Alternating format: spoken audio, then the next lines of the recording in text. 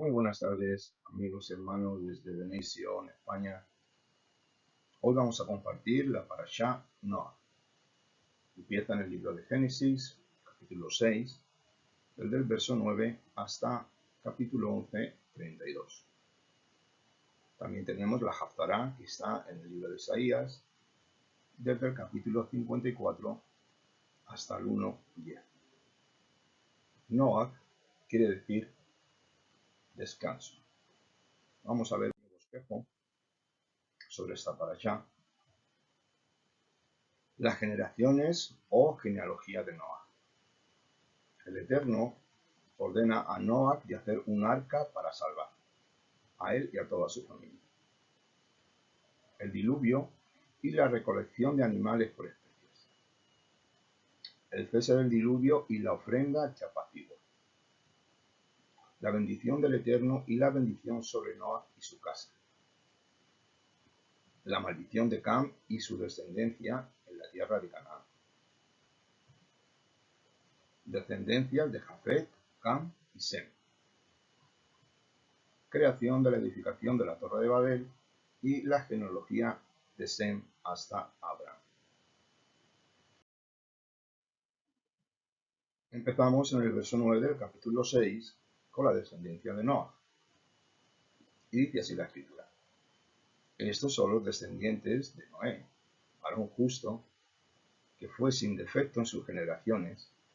Noah caminaba con Elohim y engendró Noah 3 hijos, Sem, Cam y Jafet. Y se corrompió la tierra en presencia de Elohim y se llenó la tierra de violencia. Y vio Elohim que la tierra, he aquí, estaba corrompida por toda carne. Había corrompido su camino sobre la tierra, y dijo Elohim a Noah: el fin de toda carne viene ante mí, por cuanto la tierra se ha llenado de violencia a causa de ellos. He aquí, los destruyo con la tierra. Según hemos leído, Noé, era un varón justo, en hebreo, Ish Tzadik Tamim. Si nos fijamos en la presentación del texto de la Torá, antes de nada, tenemos que hablar de su descendencia y darnos el nombre de sus hijos. Exalta la justicia de Noah, que fue sin defecto.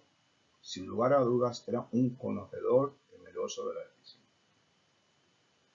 Para poder darle esa calificación de justo, de Tzadik, que en hebreo quiere decir íntegro, entero, intachable, delante de Elohim. Haciendo una clara distinción que caminaba a Elohim, Noah con él, separándole del ambiente hostil y perverso que se cocinaba en aquellos momentos.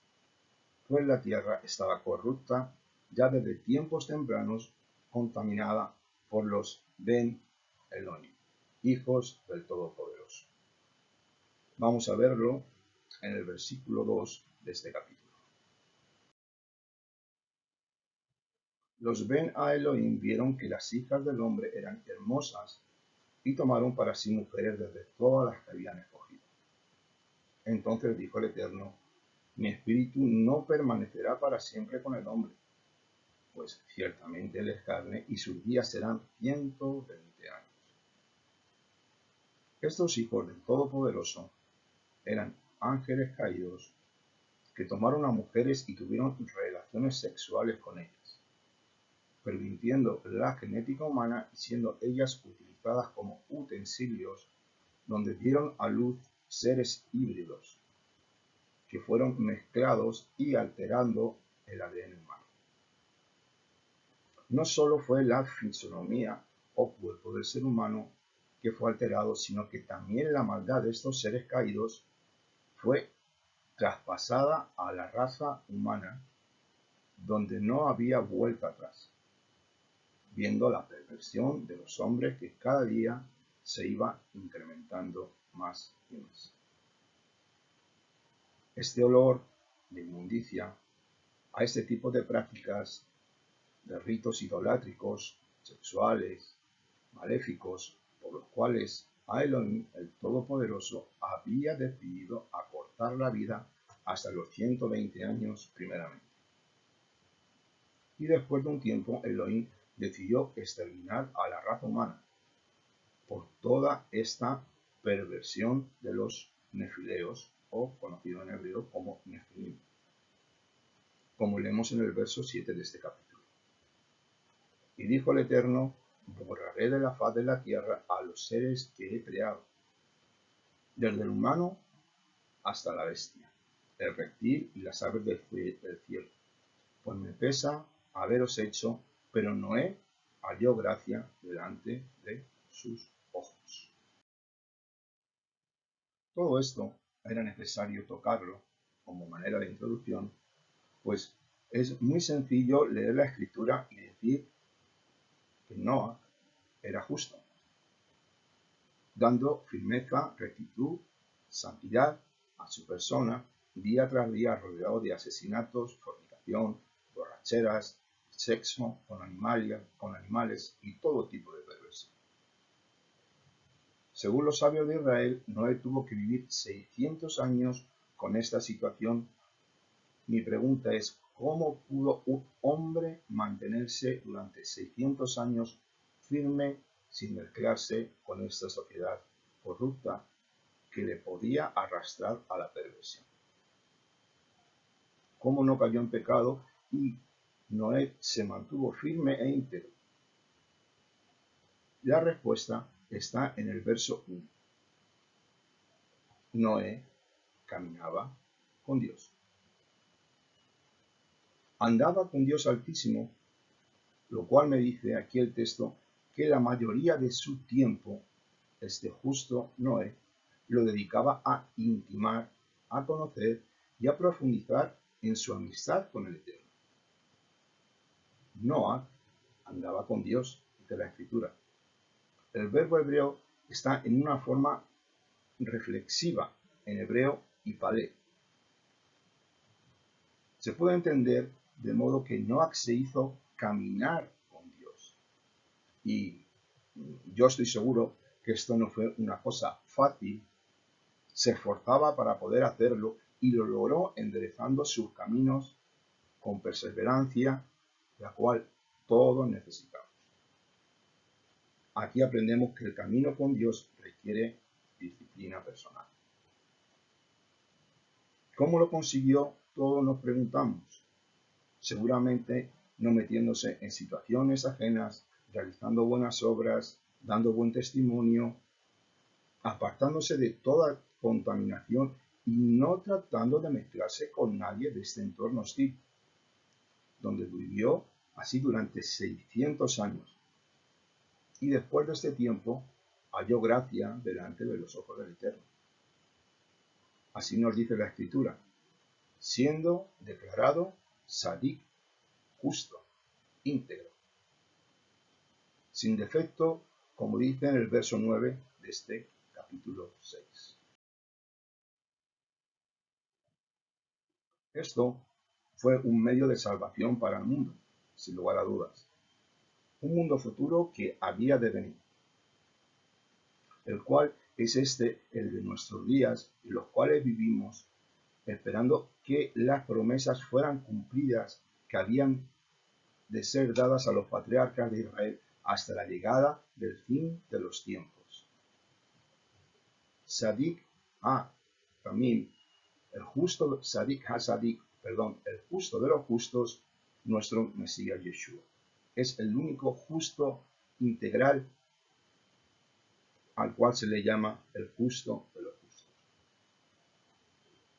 Ahora, si vemos la descendencia, según dice la Escritura, Noah tuvo 3 hijos, los cuales fueron Cam, Sem y Jafet, quienes fueron seguidamente.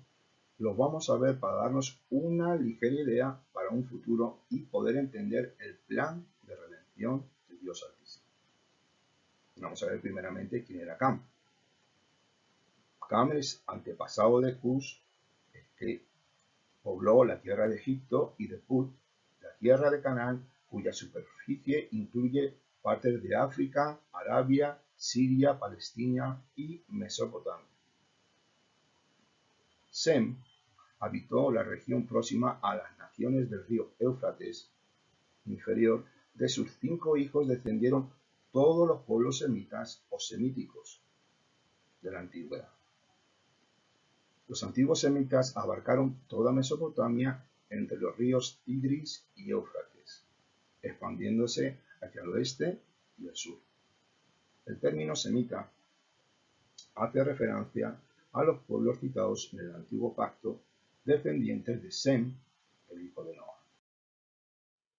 Nos queda Jafet, el hijo menor, y padre de Gomer, Magog, Madai, Javán, Ubal, Mesec y Tiras, por lo que desde una perspectiva histórica fue el progenitor de la rama aria o indoeuropea de toda la familia humana tal y como hoy la conocemos en la tabla de naciones, que aparece con el antepasado del pueblo de las regiones de Europa y Anatolia.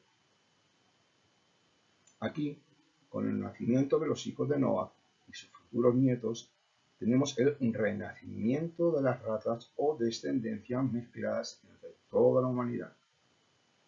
Por consiguiente, Noé, de raza blanca, engendró 3 hijos blancos, como se ve posteriormente los descendientes. Cam se casó con una mujer negra, Jafet con una de raza amarilla y Sem se casó con una mujer de raza blanca.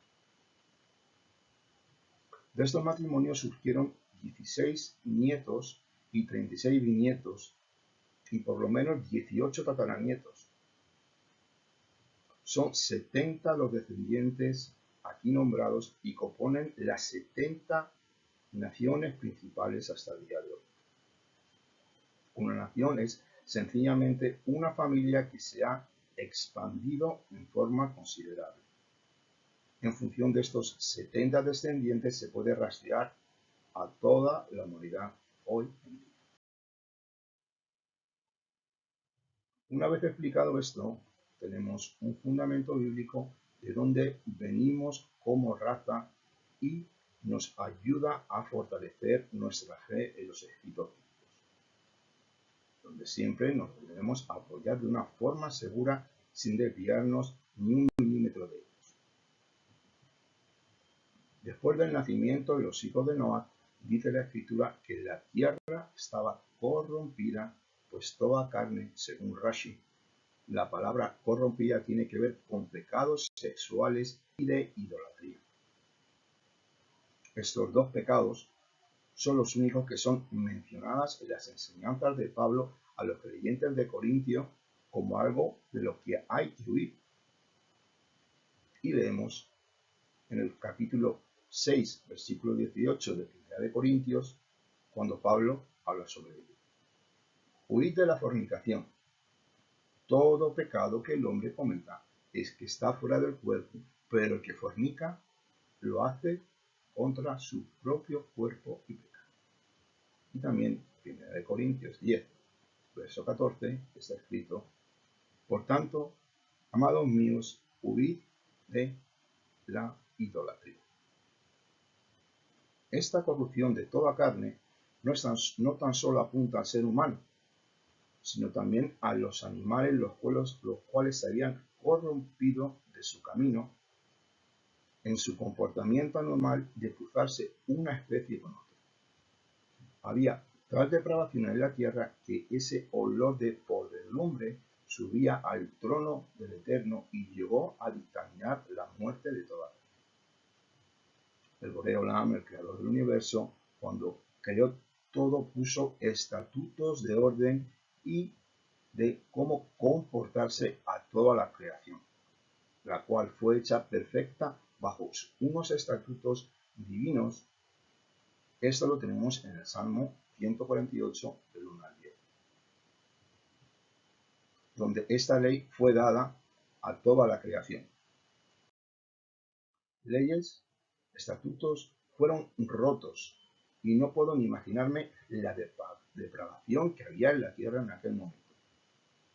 Esta corrupción de los hábitos naturales de las especies, me refiero al tener sexo, que se cruzaban animales que no correspondían con su propia especie, violó las condiciones esenciales de la creación, donde los animales se cruzaban con otras especies alterando la genética original y los preceptos ordenados por el Eterno. Realmente esto era una abominación. Con el añadido de la promiscuidad sexual humana que implica una corrupción indiscriminada sin valorar lo bueno de lo humano, satisfaciendo sus propios deseos lascivos, dándole rienda suelta a su carne y, muy sencillamente por esta situación, el Todopoderoso toma la opción de destruir toda la humanidad y la tierra por medio de un diluvio, el Mabul en hebreo, como medio de restauración y salvación a la generación de Noé. Noé, el justo, fue llamado a construir un arca, la cual tuvo un proceso de construcción de 120 años, la cual vamos a ver más detenidamente. Leemos el verso 14 y dice así: hazte un arca de madera de ciprés y harás compartimentos en el arca, y la calafatearás con brea por dentro y por fuera, y eso es lo que harás. 300 codos será la longitud del arca, 50 codos su anchura y 30 codos su altura. Harás una claraboya al arca y la rematarás a un codo por arriba. Pondrás una puerta en el lado del arca y le harás planta baja, segunda y tercera. Y aquí que yo hago caer en un diluvio de agua sobre la tierra para destruir toda carne en que haya aliento de vida bajo los cielos. Todo lo que hay en la tierra perecerá, pero estableceré mi pacto contigo, y entrarás en el arca tú y tus hijos, tu mujer y las mujeres de tus hijos. Este arca iba a ser construida por Noé e iba a ser el medio de salvación para un nuevo comienzo. Después de ver la depravación en la tierra, de la cual hemos hablado anteriormente, tanto por la desviación de los animales como del ser humano. Este nuevo comienzo fue por este justo, por este sadik llamado Noé, donde la misericordia del Altísimo decidió intervenir haciendo un pacto con él para salvar a toda su familia, sus 3 hijos, Cam, Sem y Japet, con sus correspondientes esposas. Siendo por la justicia de Noah, la cual hizo para el exterminio de toda la humanidad sobre la tierra. Una vez más, vemos la responsabilidad y la fidelidad del Eterno que es otorgada a Noah, dándole un pacto, lo mismo que hizo con Adán, Arishon, el primer Adán, el evento, según leemos en el libro de Oseas 6:7. Ellos, como Adán, quebrantaron mi pacto y allí me fueron infieles. Un pacto es el lazo más fuerte que existe entre dos o varias personas. Un pacto no se puede anular o deshacer según la Torá. Este pacto implicaba que el Eterno se comprometía a guardar los frutos que eran para comer dentro del arca durante el tiempo del diluvio. Guardarlos en el sentido de que no se pusieran malos, de que estuvieran siempre frescos, de que fueran unos alimentos correctos, tanto para Noah, su familia y para los animales. Este arca que iba a ser construida tenía unas medidas especiales diseñadas por el Todopoderoso, las cuales eran perfectas con todo tipo de departamentos, pues dentro de esta embarcación gigantesca iban a ser introducidos los animales que no se corrompieron, mezclándose con otros que no eran de su especie. Mezclándose sexualmente, me refiero, y ese fue el problema. Este arca debía ser hecha de una manera muy resistente con una madera llamada gofre. En mi Biblia textual lo traduce como cedro, pero el gofer, según Rashi, da una explicación sobre que es una madera que da alusión al sulfuro, un ácido que destruye todo lo que toca. Una vez que entra en el proceso químico con el agua, puede llegar a destruirlo todo. Y esta es la razón por la cual fue hecha de este árbol en particular, para que fueran desintegrados o consumidos todos los habitantes de la tierra. El arca fue calafateada, cubierta, tapada, con brea, tanto por dentro y por fuera, para que tuviera una mayor resistencia a este fuerte diluvio que estaba a punto de suceder, el cual arrasaría con todo lo que existía. También durante este tiempo el Eterno prohibió de alguna manera las relaciones maritales, teniendo un tiempo de abstinencia para todos los seres humanos.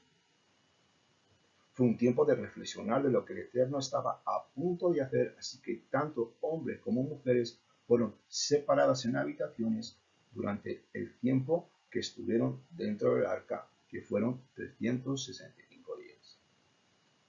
Esto, sin lugar a dudas, ayudó a meditar sobre todo lo que estaba aconteciendo, tanto Noah, a su esposa, como a sus hijos y nueras. Y leemos el versículo 18, cómo el Altísimo ordena la entrada en el arca.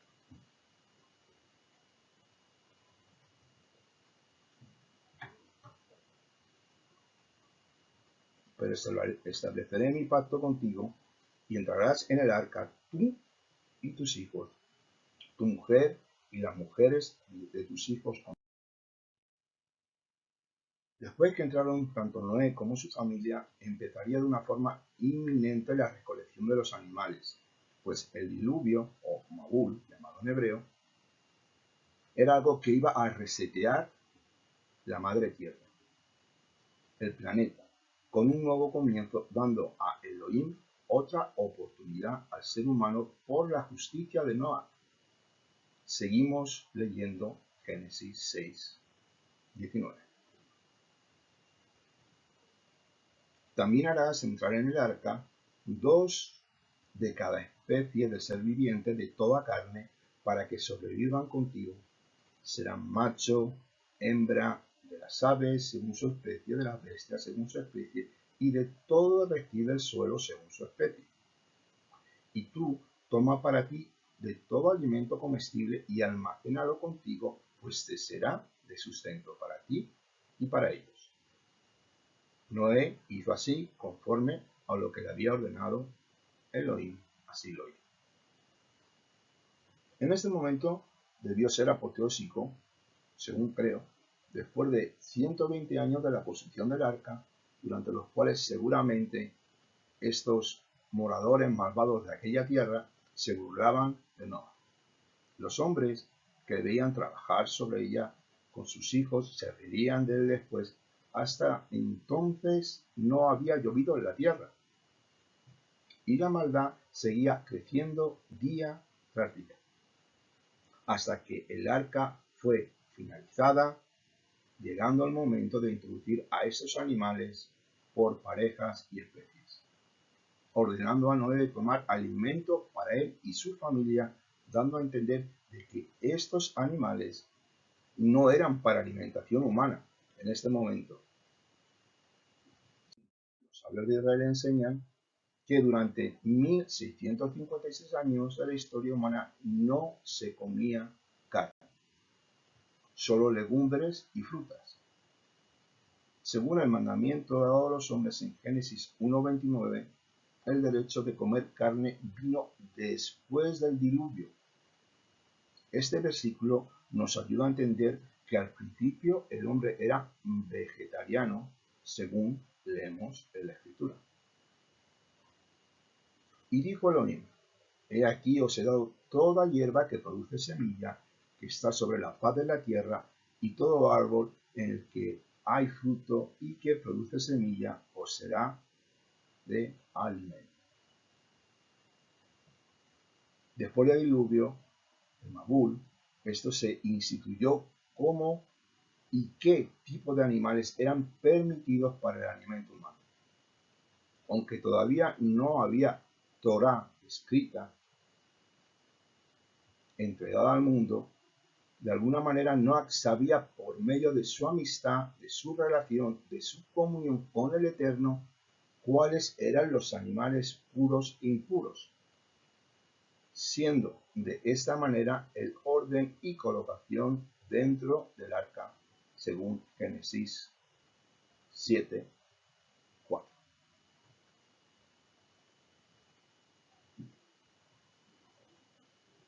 Continuamos con el diluvio. Y dijo el Eterno a Noah: entra tú y toda tu casa en el arca, porque a ti he visto justo ante mi presencia.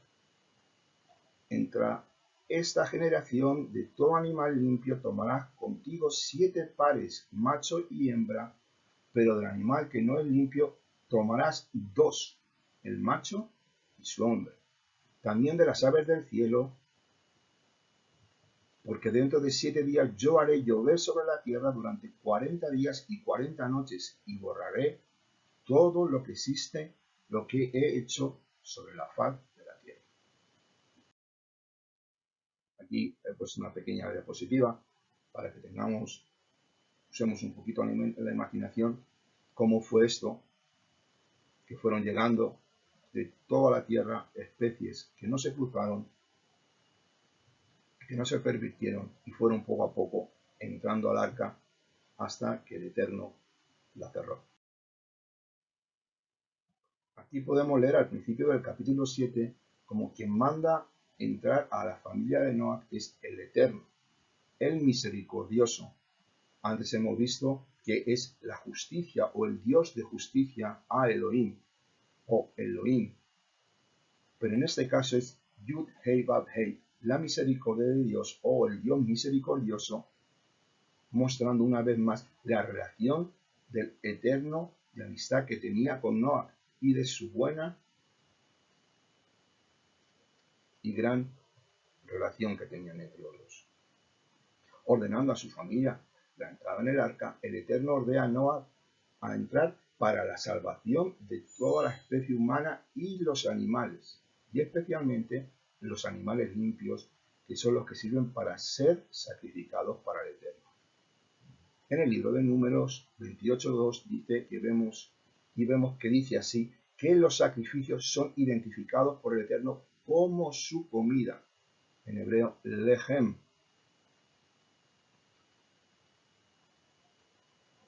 E hizo Noé conforme a todo lo que el Eterno le había ordenado. Era Noé de 600 años cuando el diluvio de aguas vino sobre la tierra, y ante las aguas del diluvio Noah entró en el arca con él y sus hijos y su mujer y sus mujeres.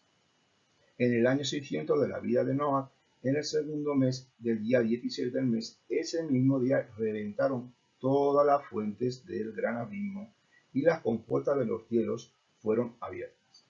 Y fue la lluvia sobre la tierra 40 días y 40 noches. En ese mismo día entró Noé en el arca con Sem, Cam y Jafet, hijos de Noé, la mujer de Noah y las 3 mujeres de sus hijos con ellos. Según acabamos de leer, justo en el cumpleaños de la vida de Noah comenzó el diluvio. En el día 17 de este mes las fuentes de las aguas se rompieron tanto como en los cielos como las aguas subterráneas, los pozos, porque lo que hay debajo de la tierra reventaron, así dice la Escritura.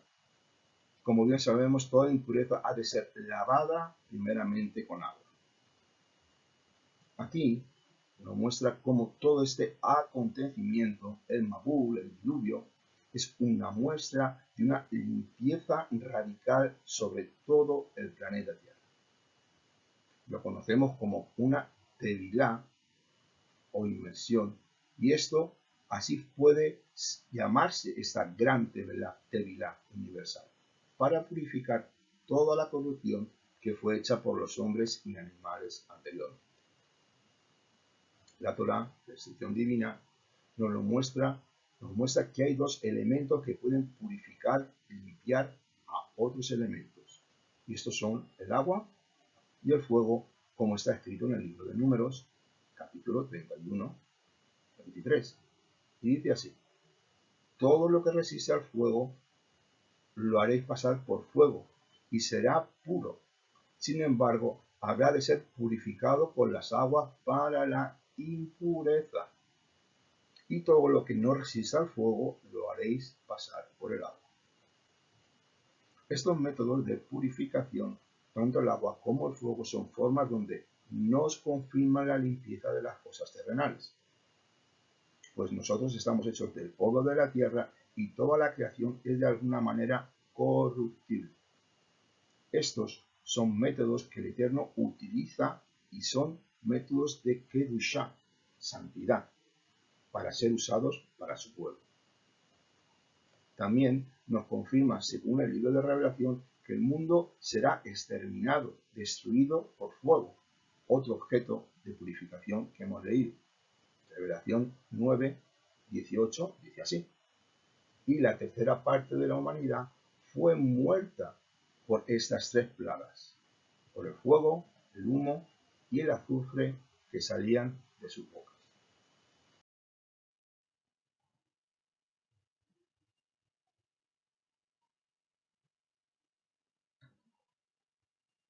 Después de esta gran tevilá, el planeta iba a ser reseteado, por decirlo de alguna manera.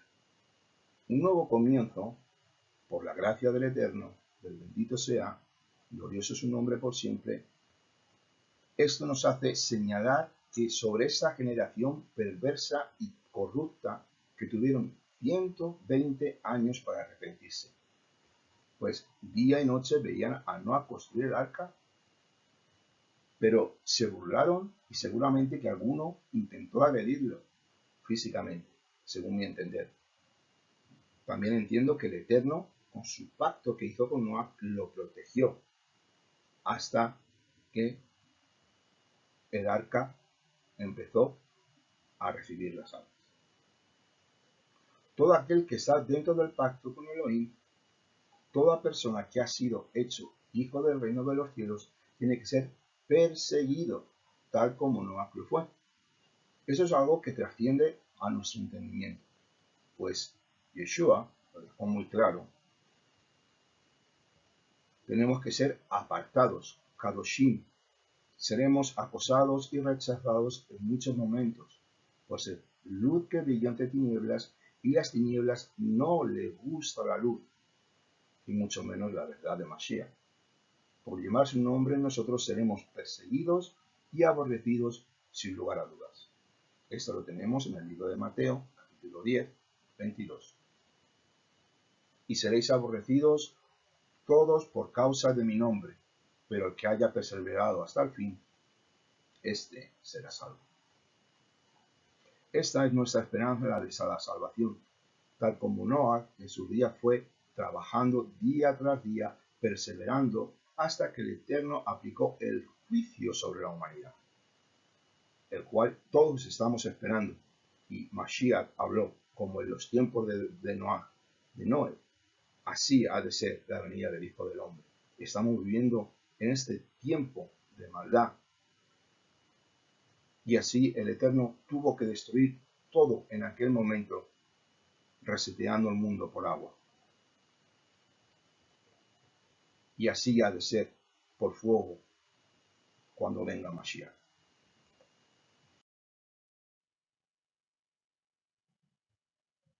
Seguimos leyendo. Que entre ellos y toda bestia salvaje según su especie, y todo animal según su especie, y todo reptil que resta la tierra de su especie, y todo ave según su especie, y todo pájaro alado, y llegaron a Noa aquel arca de dos en dos, el que había aliento de vida, y los que llegaron macho y hembra de toda carne entraron tal y como lo había ordenado Elohim. Yud Hei Vav Hei, cerró la puerta.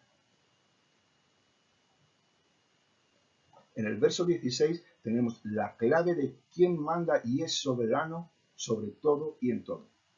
Elohim mismo, la justicia, El Dios de justicia aquí nos habla de Yud Hei Vav Hei, el misericordioso. Pero primero entra la justicia de Dios para que la misericordia sea aplacada sobre esto. La misericordia del Altísimo, primeramente, pues estos atributos son dos de sus pilares del Creador del universo, bendito sea su nombre, donde Él equilibra esos atributos entre el juicio y la misericordia para ser aplicado al ser humano por y para nuestro bien, obviamente. Esa puerta, la puerta de gracia, llegará en un momento cuando la puerta de gracia sea cerrada por el Eterno. Su gracia tiene un límite para el pecador. Si el pecador no se arrepiente a tiempo, el Eterno, el misericordioso Yud Hei Vav Hei, tendrá que cerrar la puerta de gracia para dejar lugar al juicio condenatorio. Y cuando Él cierra, ningún hombre podrá abrir más. Verso 20 dice así: 15 codos más arriba crecieron las aguas y las montañas quedaron cubiertas, y pereció toda carne que se movía sobre la tierra, tanto ave como animal y fiera, y todo bicho que pulula sobre la tierra y los hombres, todo lo que respiraba el espíritu de vida, con sus narices, todo lo que estaba en lo seco murió. El diluvio comenzó y arrasó todo lo que había. Nos describe que todo lo que estaba vivo dejaba de existir por las alturas de las aguas, tanto de las que caían desde el cielo como las aguas subterráneas, ahogándolo todo. Todo lo que respira Nishmat Ruach, aliento del espíritu, murió. Nishmat viene del Neshama, que es el alma superior que tiene el hombre, no la de los animales. Los animales tienen cuerpo y alma viviente, que es Nefesh Hayim, al igual que los hombres, pero los hombres tienen algo más, tienen un alma superior. Seguimos con el capítulo 8, cuando cesa el diluvio.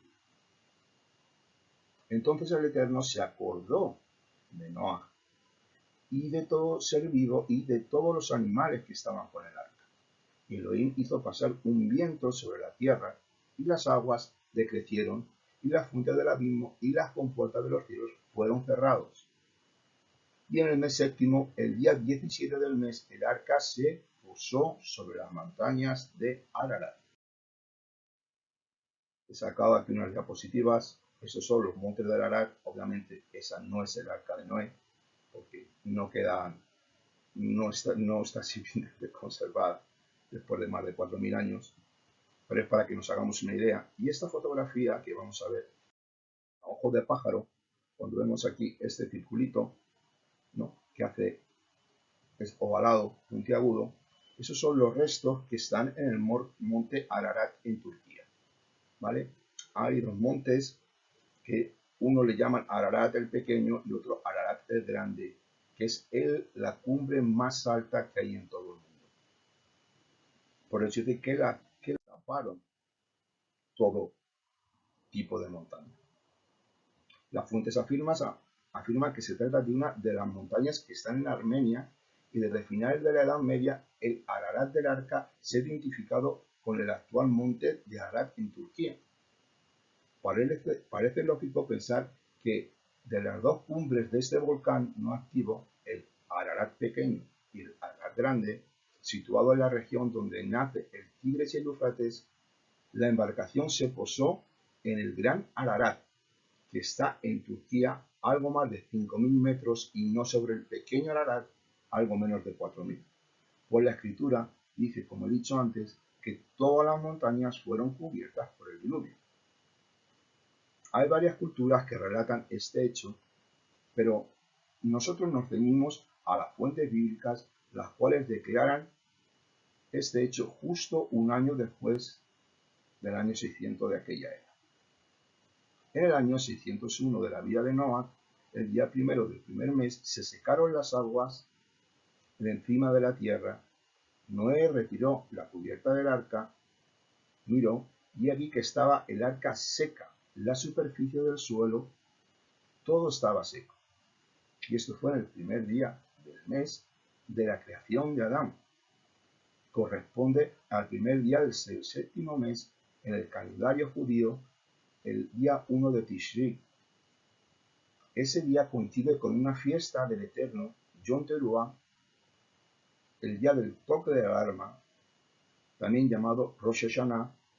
En ese mismo día se secaron las aguas sobre la tierra y Noah quitó la cubierta del arca, según la tradición judía, contado por Rashi.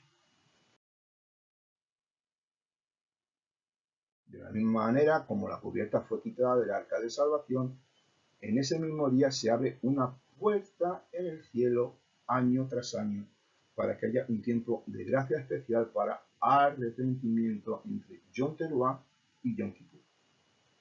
El primer día hasta el 10º del séptimo mes, al final de Yom Kippur, es cerrada esa puerta de gracia y perdón para aquellos que no recibieron al Mesías, hijo de David, como todos bien sabemos, muchos del pueblo judío que en parte están endurecidos.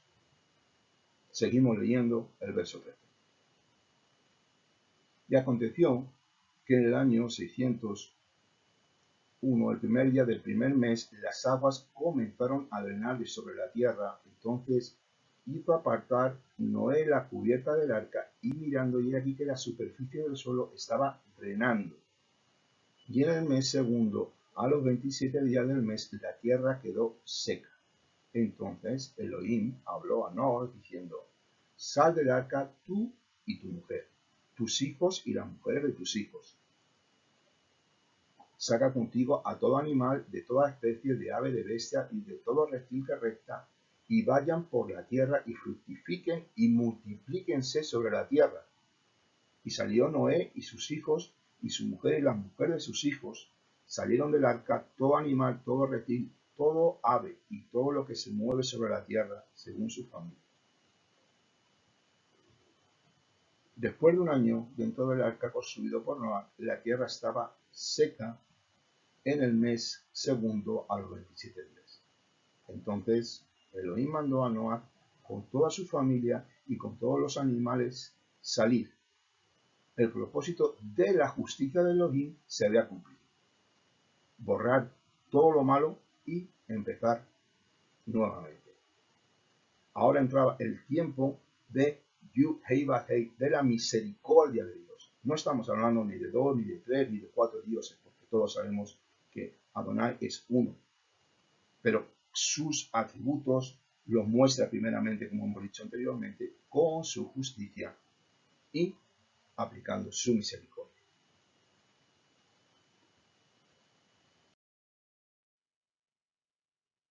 Aquí Noah construye un altar para el Eterno, y dice así en el verso 20 del capítulo 8.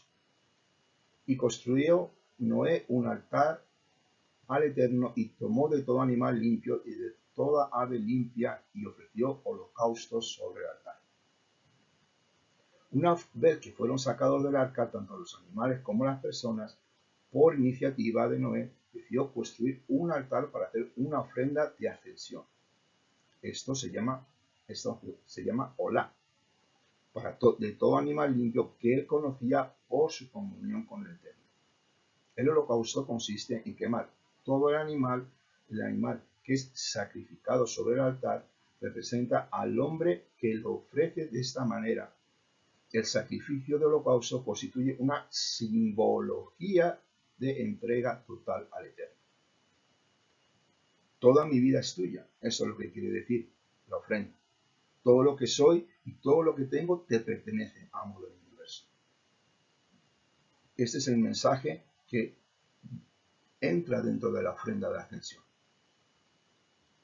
Cuando es ofrecido adecuadamente, el misericordioso Dios de Israel debe ser esta ofrenda de olor fragante, cuando lo ofrecemos con un corazón sincero y una vida de rectitud conforme a la instrucción divina, así como lo hizo Noah con su vida.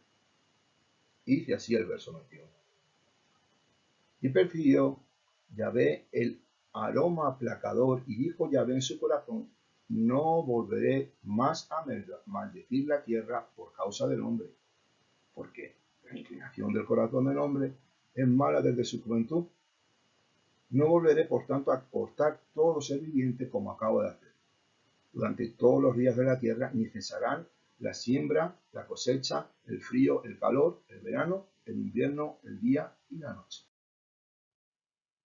A raíz de este esfuerzo que Noé realizó, tanto en la obediencia, la sumisión, la construcción del arca durante 120 años, con la recolección de los animales y finalmente la ofrenda de estos animales limpios, empieza un encuentro entre Dios y el hombre, un reseteo, empezando desde cero, llamado gracia. Es el lugar donde derramas todo tu ser. Esto aplaca la ira de Dios y no la muerte de toros y becerros o machos cabríos, como dijo Yeshua. Tenemos que entender que a Dios no le agrada los sacrificios, no le llena el sacrificio de un animal. Yeshua lo dice muy bien aquí, en Mateo 9:13. Id y aprended qué significa misericordia quiero, y no sacrificio, porque no vine ya a llamar a justos, sino a pecadores. Esta es la base de toda bondad y de toda justicia, la misericordia del Eterno que fue aplicada en el tiempo de Noé, para que la tierra no fuera nuevamente arrasada con un diluvio universal. La ira del Altísimo fue aplacada en este altar, según hemos leído anteriormente, el cual Noé representa a Yeshua, nuestro sumo sacerdote, que intercede de día y de noche delante del Padre por todos nosotros, donde Mashiach entregó su vida sin importarle nada. Señor, mi vida es tuya, nada tengo de mí. Así que ofreciéndola como ofrenda olá, como ofrenda de ascensión, ofrenda de los fragantes. Así dijo Yeshua, id y aprended qué significa misericordia quiero y no sacrificio, porque no vine a llamar a justos sino a pecadores. Aleluya, cuán bueno es nuestro Dios, cuánta misericordia es aplicada día a día en nuestras vidas para no ser destruidos, porque somos unos pecadores. Día tras día la misericordia cae sobre nuestras cruces.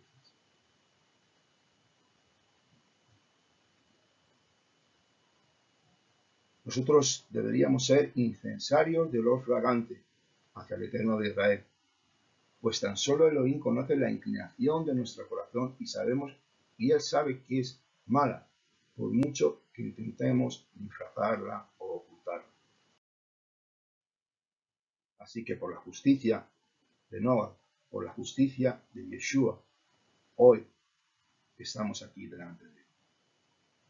Esta es una diapositiva que pongo para que ustedes puedan ver, nos podamos imaginar cómo Noah levanta sus manos, sacrifica, a un animal y toda su familia está alrededor viendo esto y dándole la importancia de ser reconciliado con Dios en ese momento, empezando de nuevo y caminando hacia la. Dice así el verso 1. Y bendijo Elohim a Noé a sus hijos y les dijo, fructificad y multiplicaos y llenad la tierra, y el temor y pavor de vosotros sea sobre todo animal de la tierra y sobre toda ave de los cielos, y en todo lo que se mueve sobre el suelo y en todos los peces del mar, que en vuestra mano son entregados. Todo lo que se mueve y vive os servirá de alimento, lo mismo que la hierba verde os lo he dado todo. Entramos en un nuevo comienzo y el Eterno una vez más ordena al ser humano a procrear y a llenar toda la tierra como corona de la creación. Como lo hizo Adán y Eva en el Edén, el concepto es exactamente el mismo.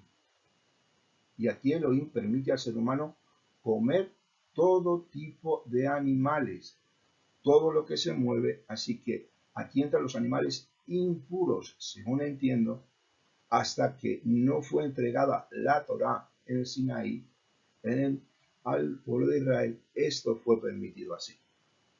No hubo ninguna prohibición sobre ellos, según mi entender, basado en los versos 2 y 3. Una vez que el Eterno concede derechos al hombre de poder comer animales, lo hace bajo unas condiciones. Número 1. No comer sangre, pues en la sangre está la vida. Se lo tenemos en el libro de Levítico 7:26. No comer miembros de un animal vivo por los cuales hay sangre circulando. No comer animales estrangulados o ahogados. Y la sangre de todo animal sacrificado debe ser derramada en tierra, según Levítico 17, del 1 al 4.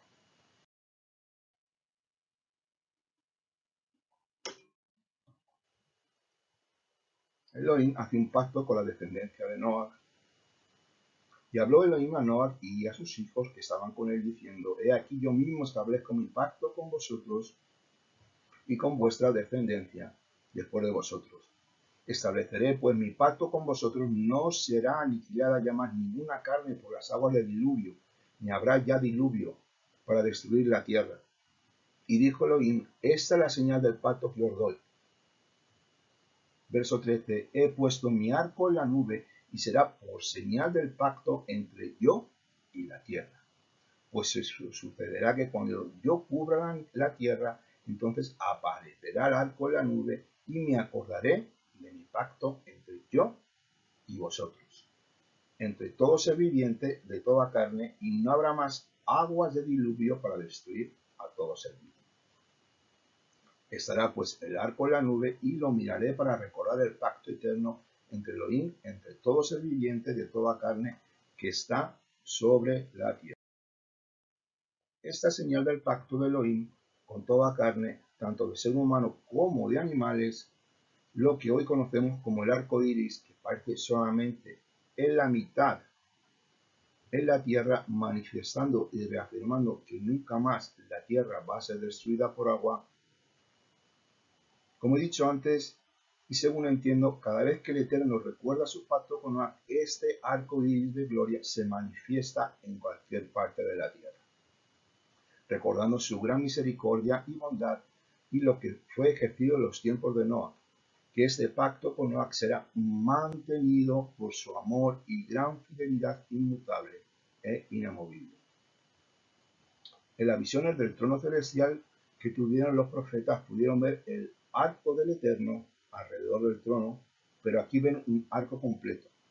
Revelación 4:3 nos habla: y el que estaba sentado era semejante a su aspecto como una piedra de jaspe y de cornalina, y había alrededor del trono un arco iris semejante en su aspecto a una esmeralda. A semejanza del arco que suele aparecer en la nube el día de lluvia, así será la apariencia de la refulgencia alrededor de él. Tal fue la visión de la apariencia de la gloria del Eterno. Cuando vi, caí rostro a tierra, entonces oí una voz que hablaba.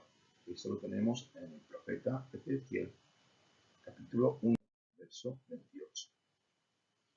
Esta es una pequeña diapositiva para que podamos hacer una pequeña idea una vez que se hizo la ofrenda hola, que subió el incienso, el olor grato, el perfume del animal, pero más que el perfume del animal fue el esfuerzo de Noah que agradó al Eterno. Él lo confirmó con este bello arco iris, que cada vez, que muchas veces cuando vamos caminando, cuando vamos conduciendo, estamos por la calle y vamos paseando, vemos esa promesa que sigue brillando desde el trono de Dios. Vamos a entrar ahora en el capítulo 9, del 18 al 24. Bueno, esto no lo voy a leer porque lo sabemos todos. Los hijos de Noah salieron del arca, fueron Sem, Cam y Jafet, y entonces Moisés se dedicó a plantar una viña. Bueno, lo que no sabemos es por qué Noé se puso a plantar una viña, cuál fue la causa. Tendría que estar tal vez haciendo otro tipo de cosas, pero voy a contar un midrash que quiero que lo analicemos. Voy a decir que es un midrash, es una alegoría, y creo que a todos nos va a venir muy bien. Según cuenta el midrash, Noé ya después de muchos días, cuando empezó a plantar la viña, pues estaba cansando y una de las noches Satanás llegó y cogió sangre de cordero, sangre de león, sangre de mono y sangre de cerdo y las esparció por toda la viña, todo el terreno que Noé había cultivado. Y cuenta así que cuando Noé empezó a beber, entre la primera y la segunda copa, empezó a sentirse como un cordero manso y feliz. Entre la segunda y tercera copa, fuerte como un arrogante y todopoderoso león. Entre la tercera y la cuarta, empezó a hacer monerías, tonterías, estupideces, a dar saltos. Y entre la cuarta y la quinta, empezó a comportarse como un cerdo, al cual ya no le importaba nada, perdiendo todo control de sí mismo, comportándose como un animal, sin ningún tipo de recato ni de pudor de sí mismo, desnudándose dentro de su tienda por el alcohol que tenía este fruto de la vid una vez fermentado, cayendo en un profundo sueño hasta que fue encontrado por uno de sus hijos. Quiero repetir que eso es una alegoría, es un midrash, que revela una realidad oculta que hay detrás de lo que hizo Noé. En este momento, el midrash intenta hacernos ver lo peligroso que puede ser el no tener dominio propio sobre lo que estás haciendo, y mucho más con bebidas y otras drogas, las cuales pueden degradar al ser humano hasta pasar a ser un animal inmundo. Los textos bíblicos nos dicen no nos dicen por qué esto lo hizo Noé, el por qué se emborrachó y perdió el control hasta quedar desnudo tirado en la tienda. Pero lo que sí me enseña es que en cuestión de unas horas cayó en un profundo estado de embriaguez donde el alcohol se apoderó de él, olvidándose de las promesas, de la rectitud y de lo que había hecho el Eterno en su vida. ¿Qué revela esto? ¿Qué hay detrás de lo que hizo Noé? Esto intenta hacernos ver lo peligroso que puede ser el no tener el dominio propio, el control. Parece ser que Cam vio a su padre hacer todo tipo de estupideces hasta quedar desnudo y luego lo fue contando a otros. Una persona rebelde pudo ser Cam, siempre buscando la manera de anunciar los errores de su autoridad, y así pierde su bendición. En lugar de cubrir las faltas de su padre, Cam las difundió. Pero sus hermanos Sem y Jafet, una vez que vieron a su padre después de la borrachera, ¿qué hicieron? Cubrieron sus faltas, no la contaron a nadie y lo taparon al encontrarlo desnudo sin ver su desnudo. Continuamos en el libro de Génesis, capítulo 9, 25, y una vez que Noé despertó de su borrachera, dijo así: Maldito sea Canaán, siervo de siervos será a sus hermanos. La Torá no dice lo que había hecho y por qué Noé maldice a Canaán. En el Midrash se especula sobre esto. Algunos dicen que castró a su abuelo, otros dicen que cometió otro acto perverso de impureza sexual. Puede que cometiera algún acto de homosexualidad, estamos hablando de Cam. Los hijos de Noach fueron los fundadores de las ciudades de Sodoma y Gomorra, que fueron juzgadas por sus actos de homosexualidad. Noach vio proféticamente lo que los descendientes de Canaán iban a hacer, y por eso, de alguna manera, según cuenta la tradición, lo maldijo, porque Cam tenía tendencia a comportamientos desviados homosexuales. Continuamos la bendición sobre Sem y Jafet. Versículo 26 dice así: luego dijo, bendito sea Yehová, Dios de Sem, y sea Canaán su siervo.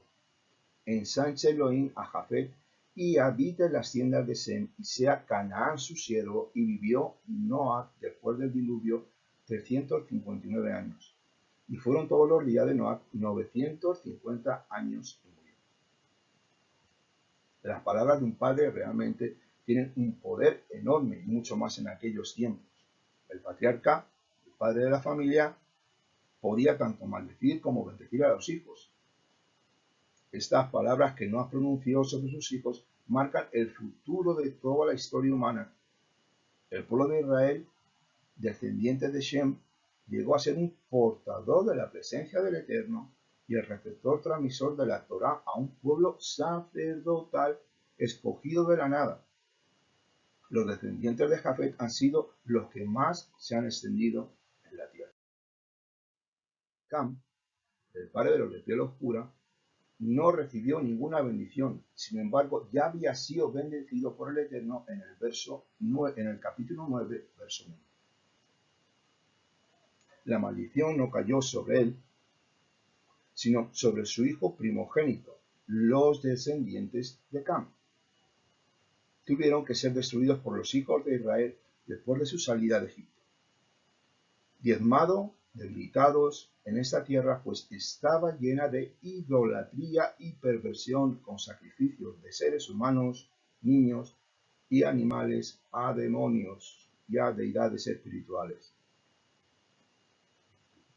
La razón mayormente fue que, habiendo cometido toda clase de idolatría y perversión sexual, junto con derramamiento de mucha sangre inocente, estos pecados causaron su aniquilación por los ejércitos del pueblo de Israel, siendo Josué su comandante en jefe, caminando Adonai Sebajot delante de ellos.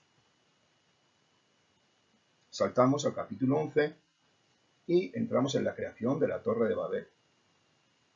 Y dice así: entonces toda la tierra era de una sola lengua y de unas mismas palabras, y en su emigración hacia el oriente encontraron una llanura en la tierra de Sinar, y se establecieron allí. Entonces dijo cada cual a su prójimo: venid, fabriquemos ladrillos, cozámoslo a fuego, y al ladrillo le fue por piedra y el asfalto por argamasa. Y dijeron: venid, construyamos una ciudad y una torre con una representación en los cielos, y hagamos un nombre, no sea que seamos esparcidos por la faz de toda la tierra.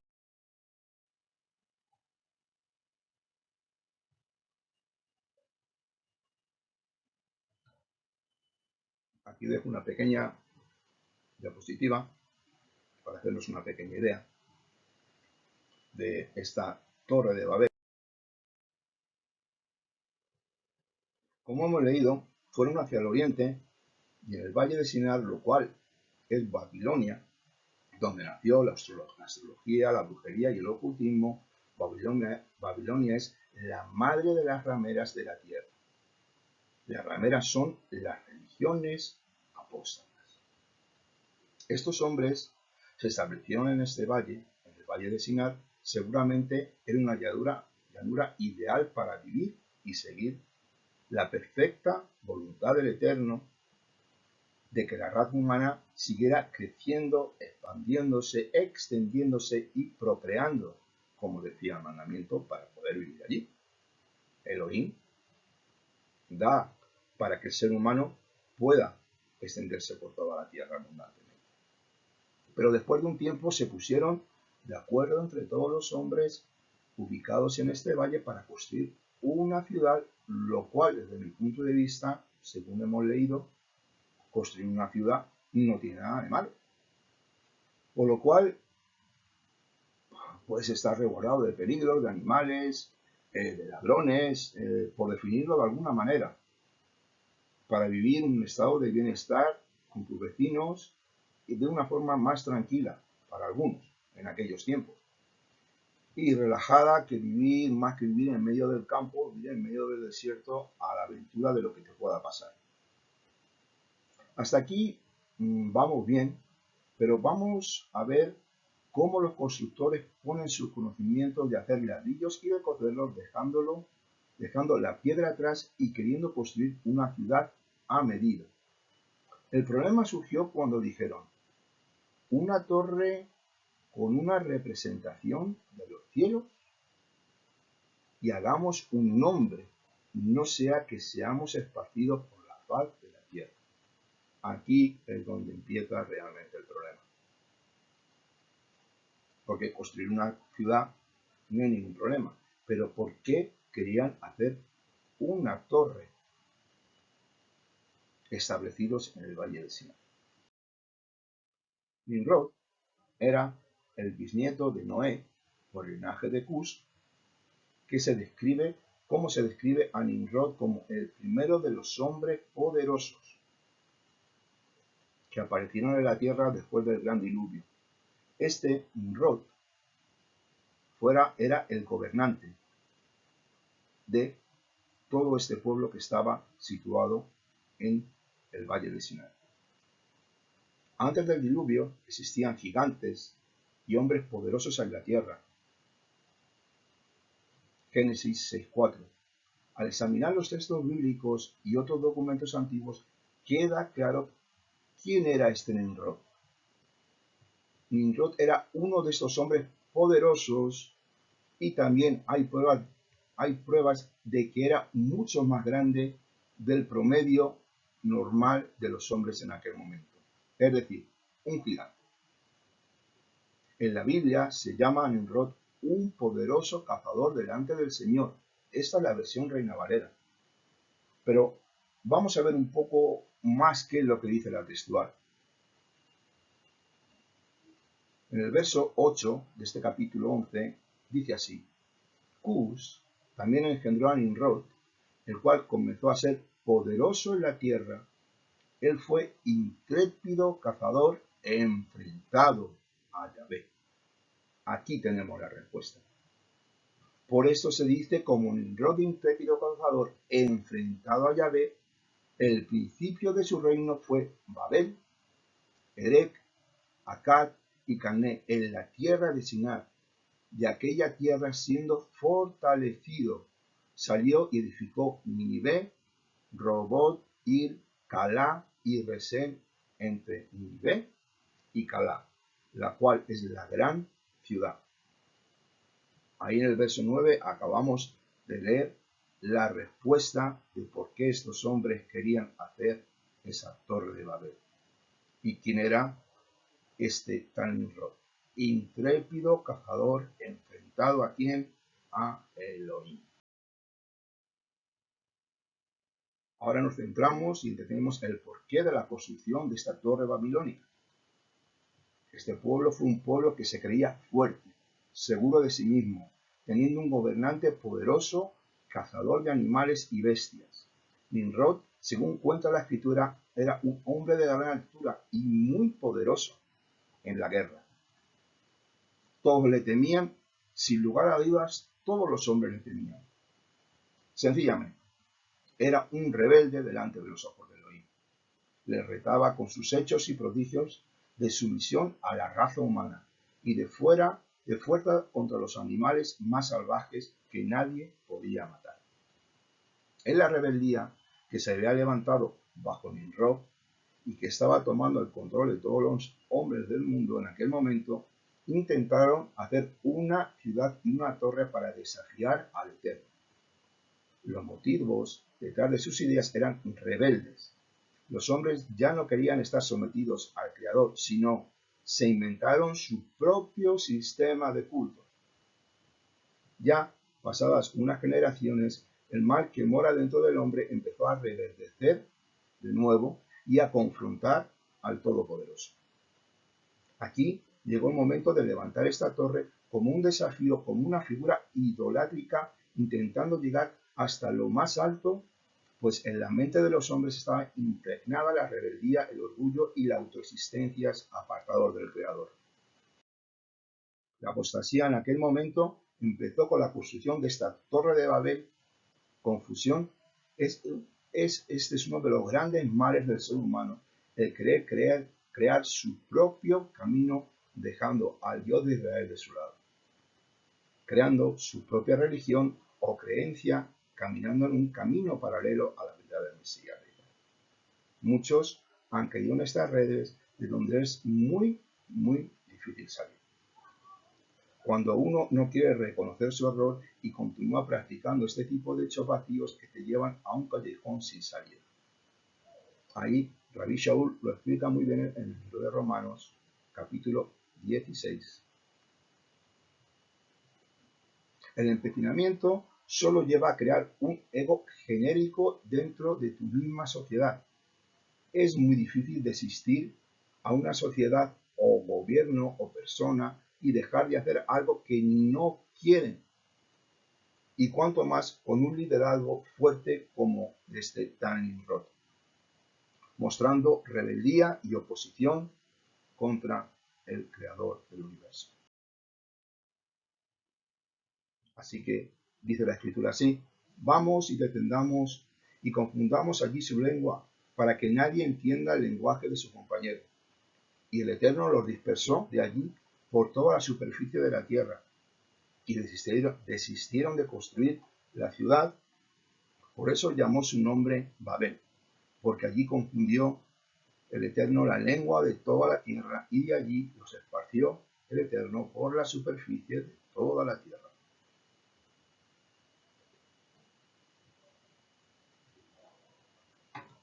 Adonai vio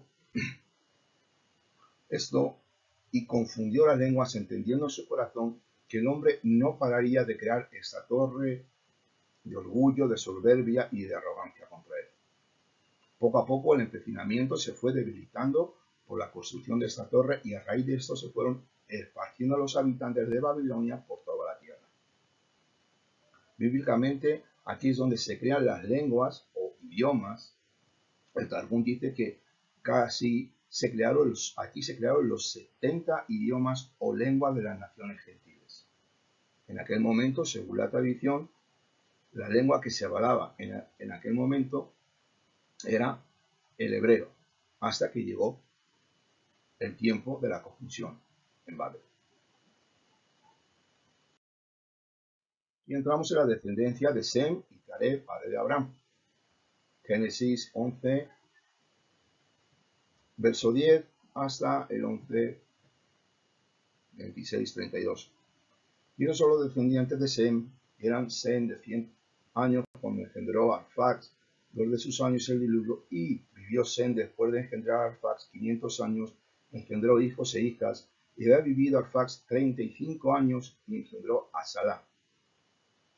Llegamos ya a Taré, que en el verso 27, esos son los descendientes de Taré. Taré engendró a Abram, a Nacor y a Harán, y Harán engendró a Lot. Pero Harán murió antes de que su padre Taré en la tierra de su nacimiento de Ur de los Caldeos. Y Abraham y Nacor tomaron para sí mujeres. El nombre de la mujer de Abraham era Sarai, y el nombre de la mujer de Nacor era Milcá, hija de Harán, padre de Milcá, hija de Isca. Y Sarai era estéril y no tenía hijos, y tomó Taré a Abraham su hijo, a Lot su nieto, hijo de Harán, y a Sarai su nuera, mujer de su hijo Abraham, y salieron de Ur de los Caldeos para ir al país de Canaán. Pero llegaron hasta Harán y habitaron allí, y fueron los días de Taré 205 años, y murió Taré en. Aquí vemos esta diapositiva. Abraham y Sarai saliendo de la tierra de Ur. Y ya casi para finalizar, vemos la descendencia de Sem, que es el padre de todos los semitas. Todos los semitas que están en la tierra teniendo una vida plena y larga delante de Adonai, dejando toda esa descendencia que llegaría hasta Nacor, padre de Tarek, y finalmente el padre de la fe, que es Abraham, el primer patriarca establecido por el Eterno. Abraham fue el padre de la fe, dejando un mundo idolátrico en la tierra de Ur de los caldeos. El primer patriarca con quien el Eterno constituyó un pacto incondicional para su pueblo, donde le establece como padre de multitud de pueblos o naciones, siéndole cambiado su nombre de Abram a Abraham, donde toda la tierra de Canaán, tomando toda la tierra de Canaán como posesión perpetua, según Génesis 17, 1 al 9. Y era Abraham de 99 años cuando el Eterno se le apareció a Abraham y le dijo: yo soy el Shaddai, anda delante de mí y sé perfecto, y estableceré mi pacto entre tú y yo, y te multiplicaré en gran manera. Entonces Abraham se echó de bruces, y Elohim dijo, diciendo: en cuanto a mí, este es mi pacto, serás padre de una multitud de pueblos, y no se llamará más tu nombre Abraham, sino tu nombre será Abraham, porque te he constituido padre de una multitud de pueblos. Dijo además Elohim a Abraham: tú guardarás mi pacto, tú y tu descendencia después de ti en tus generaciones, como pacto eterno. Estos versos que acabamos de leer nos dan una pincelada sobre un inmenso lienzo que sale muy fuera de nuestra visión o entendimiento humano.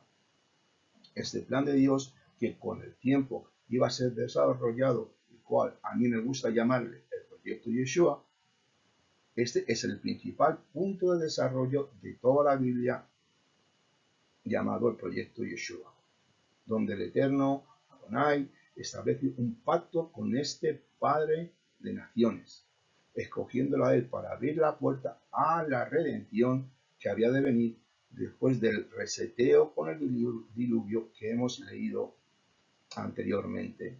Establece con Abraham este pacto en Génesis.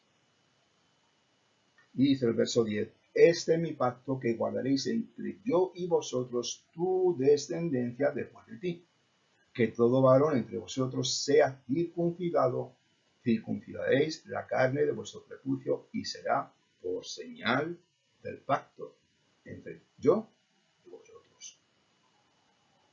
Esta marca de la circuncisión le fue hecha a Abraham con 99 años, seguidamente a Isaac, Jacob, las 12 tribus, y así hasta el día de hoy.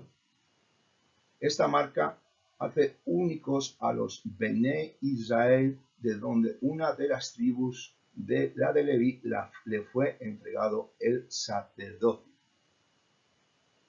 Pues Elohim tenía en su mente, una vez que salieron de Egipto, crear una nación de reyes y sacerdotes para ministrarle y ser luz a las naciones dispersas por toda la tierra, llevando la luz de la instrucción divina al mundo, como está escrito en el libro de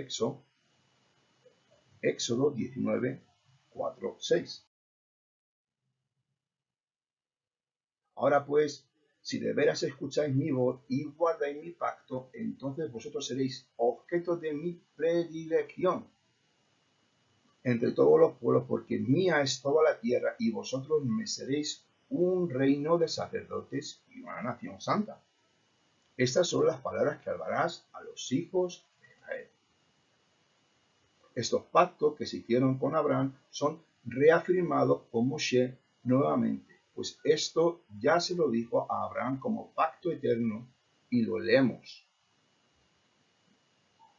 te haré fecundo en gran manera, haré naciones de ti, y de ti saldrán reyes. Yo establezco mi pacto entre yo y tu descendencia después de ti en sus generaciones, como alianza eterna, para ser el Dios tuyo y el de tu descendencia después de ti. Y te daré a ti y a tu descendencia después de ti la tierra de tu peregrinación, toda la tierra de Canaán, por posesión perpetua, y seré su Dios, según Génesis 15, 6 al 8, el cual acabamos de leer. La tierra de Canaán, que les fue entregada a Israel por Dios, constituye uno de los términos en la tierra prometida que se considera corrientemente la región que está al sur y al sudoeste de las conocidas montañas del Líbano, al norte y oriente de Egipto, al este de las llanuras costeras del Mediterráneo y al oeste del desierto de Arabia. Esto, bueno, parece ser que nos puede quedar un poco en el aire y veamos qué es lo que dice Éxodo 23:31 respecto a las delimitaciones de la tierra dada al pueblo de Israel. Y estableceré tu frontera desde el mar Rojo, Yam Suf, el mar de las cañas, hasta el mar de los filisteos, y desde el desierto hasta el río Éufrates, porque entregaré en vuestras manos a los moradores de la tierra, y tú los expulsarás de tu presencia. Éxodo 23:31. Así pues, esta tierra donde fluye leche y miel, vista desde una aproximación puramente geográfica, abarca el Oriente Próximo desde el Canal de Suez hasta la parte occidental de Irak. Canaán, antigua región de Oriente, próxima situada al mar Mediterráneo y al río Jordán, en el año 3000 antes de nuestra era, abarcaba que ahora es parte de Siria, Líbano, Jordania, Israel, Palestina, con la franja de Gaza y Cisjordania. Esta tierra fue entregada a un pueblo rebelde, duro, difícil de tratar por el Eterno, y él ya lo sabía. Aún así decidió tratar con ellos por desde un poco de luz en mi espíritu. Ningún pueblo o nación son buenos para nada. Yo puedo entender en mi simple y pequeño cerebro que nadie somos dignos de recibir nada de Dios y que no somos buenos para nada porque tenemos una mala inclinación. Como hemos leído anteriormente, el corazón del hombre es rebelde y difícil de domar, y de alguna manera el Eterno lo entiende y se lo dijo a Noah. Así que todo este proyecto Yeshua, Elohim escogió a esta nación sacerdotal para ser llevado a todas las naciones, los cuales se negaron, pero Elohim pasó por encima la voluntad humana y él impone su voluntad para todos, como está escrito en Jeremías 31, del 31 al 35.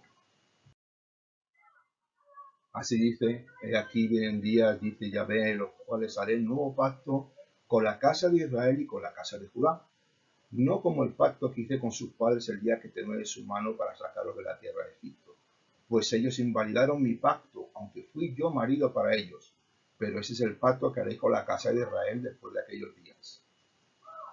El 34, y no enseñará más cada uno a su prójimo, y cada cual a su hermano, diciendo, conoce al Eterno, porque todos me conocerán desde el más pequeño hasta el más grande.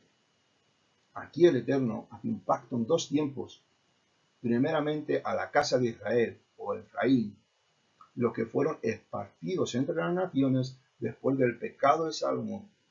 El pacto es el mismo, es poner el Ruach Adonai en nuestras mentes y escribir la ley divina en nuestros corazones, y seguidamente hasta cuando venga el Mesías. Es la segunda parte del pacto. Ya los que parcialmente tienen el corazón endurecido, pues no toda la casa de Judá rechaza a Yeshua. Hay algunos que ya creen en él, pues el endurecimiento es parcial. Luego todo Israel será salvo. Esta es la segunda parte del pacto de Jeremías 31, según leemos en el libro de Romanos 11. Porque no quiero, hermanos, versículo 25, porque no quiero, hermanos, que ignoréis este misterio, para que no seáis arrogantes acerca de vosotros mismos, que un endurecimiento en parcial ha ocurrido a Israel, hasta que entre la plenitud de los gentiles. Y así todo Israel será salvo, como está escrito. Vendrá de Sión el libertador, que quitará de Jacob la impiedad, y ese será mi pacto con ellos cuando quite sus pecados. Ciertamente en cuanto al Evangelio, son enemigos por causa vuestra. Pero vosotros en cuanto a la elección, sois muy amados por causa de los padres, porque irrevocables son los dones y el llamamiento de Dios. Porque así como vosotros, se refiere a los gentiles, fuisteis desobedientes a Dios, pero ahora en la desobediencia de ellos, los judíos, habéis alcanzado misericordia. Así también ahora estos fueron desobedientes para que por la misericordia mostrada a vosotros, gentiles, ellos también alcancen misericordia. Porque a todos encerró Dios en desobediencia para tener misericordia de todos. Bendito sea Dios, su gran misericordia. Finalmente, gracias a la misericordia de Dios, por medio del pueblo judío, somos salvos por medio del Mesías Yeshua, que cumplió todo a la perfección. Todo ha de cumplirse como Elohim lo tiene preparado y establecido para la nación santa de Israel, donde seremos un rebaño, un pastor, una novia, a la cual el esposo ha de tomar. Así que clamamos, Hosiana, Adon Yeshua, Lecha Dodi, Adon Yeshua. Sálvanos, Señor Yeshua, te esperamos. Ven pronto por nosotros. Quiero daros gracias. Terminamos ya con este estudio y pasamos a dar gracias al Eterno. Espero que haya sido de edificación, que haya sido de crecimiento, que haya fortalecido vuestra fe, y quiero pediros que oremos por todos los inocentes, por esta situación tan compleja que está sucediendo en el Medio Oriente, entre el pueblo de Israel, el pueblo palestino, todo lo que nosotros no llegamos a entender desde aquí, que oremos por todos los inocentes, niños, mujeres, mayores, todos los que no tienen culpa, tanto del pueblo de Israel como del pueblo palestino. Yo le pido al Eterno que abra las puertas del cielo y que derrame su misericordia y que esto cese lo antes posible. Quiero daros una vez más muchas gracias y que el Eterno me los bendiga a todos y que tengan un día precioso de Shabbat. Muchas gracias. Shabbat Shalom.